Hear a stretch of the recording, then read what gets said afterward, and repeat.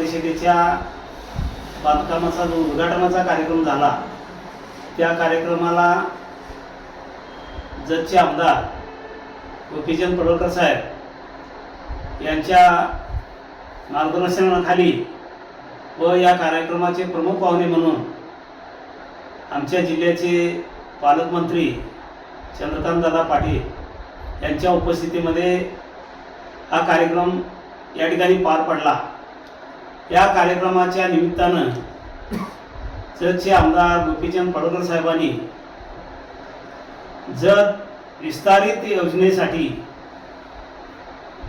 65 गावासाठी जी योजना चालू केलेली आहे या योजनेच्या संदर्भामध्ये भाषण करत असताना या ठिकाणी त्यांनी उल्लेख केलेला की जत विस्तारित योजना ही योजना देवेंद्र फडणवीस साहेब आणि चंद्रकांतदादा पाटील साहेब यांच्या माध्यमातून ही योजना मंजूर झाल्याचं वक्तव्य त्या ठिकाणी केलेलं होतं। ही योजना 2023 मध्ये या महाराष्ट्राचे मुख्यमंत्री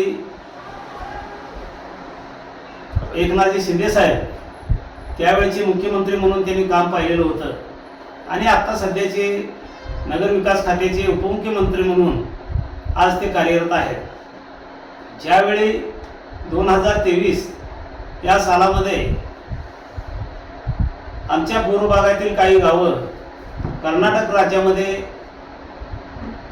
जाण्याची भूमिका त्या ठिकाणी घेतली। केवळ पाण्याच्या अभावामुळे ही भूमिका येथील नागरिकांनी घेतलेली होती। आमच्या जतचे संपर्क प्रमुख म्हणून योगेशजी जानकर साहेबांची या ठिकाणी निवड केलेली होती।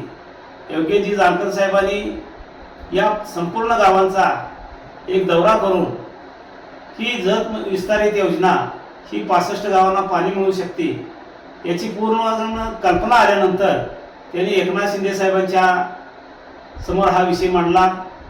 त्यानंतर जतमधील 200 ते 250 कार्यकर्ते यांच्या उपस्थितीमध्ये वर्षा बंगल्यावरती त्या ठिकाणी मीटिंग आयोजित केली। त्या मीटिंगसाठी खास करून जतमधील पत्रकार मंडळी, वकील संघटना,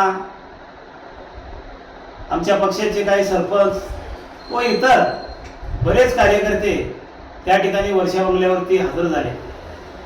तो कार्यक्रम होत असताना आमची प्रामुख्यानं मागणी जत विस्तारित योजनेसाठी 2000 कोटीचा निधी उपलब्ध व्हावा अशी मागणी आम्ही सर्वांच्या एकमतानं शिंदे साहेबांच्याकडे केली। त्यावेळी शिंदे साहेबांनी ताबडतोब त्या योजनेस मंजुरी दिली आणि 15 डिसेंबरला या योजनेचं टेंडर काढलं।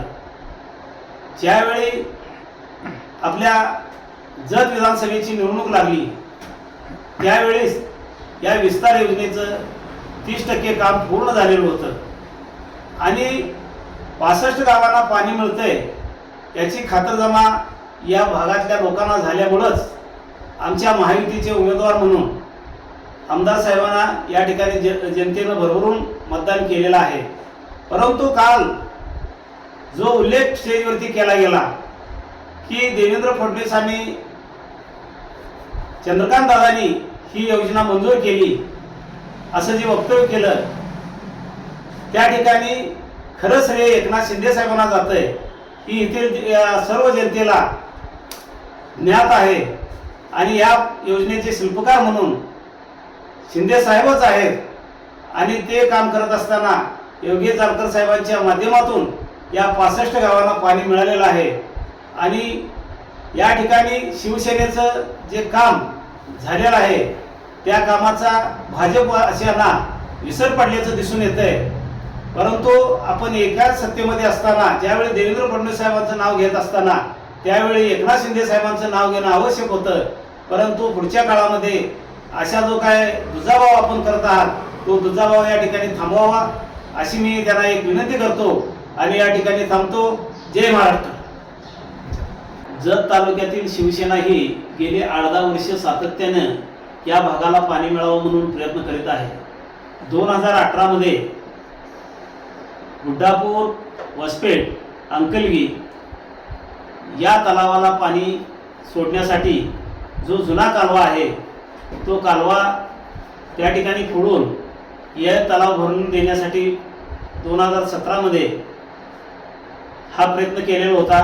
त्यावेळी या राज्याचे जलसंपदा मंत्री म्हणून विजय बापू शिवतारे साहेब होते। शिवतारे साहेबांच्या माध्यमातून या भागातला सर्वे देखील त्यावेळीच्या काळखंडामध्ये झालेला होता आणि त्या सर्वेच्या निमित्तानं कुटापूर दानम्मा देवस्थानमध्ये ज्यावेळी उदय सामंत साहेब, योगेश जानकर साहेब हे उपस्थित झाले, त्यावेळी त्या कॅनेलच्या पाहणी दौऱ्यासाठी आम्ही शिवसेनेच्या वतीनं त्या ठिकाणी त्यांना एक विनंती केली की साहेब, या ठिकाणी जर कॅनेल फोडला तर वसपेट तलाव, अंकलगी तलाव आणि गुड्डापूरचा तलाव हा तलाव सायफन पद्धतीने पाणी भरू शकतंय।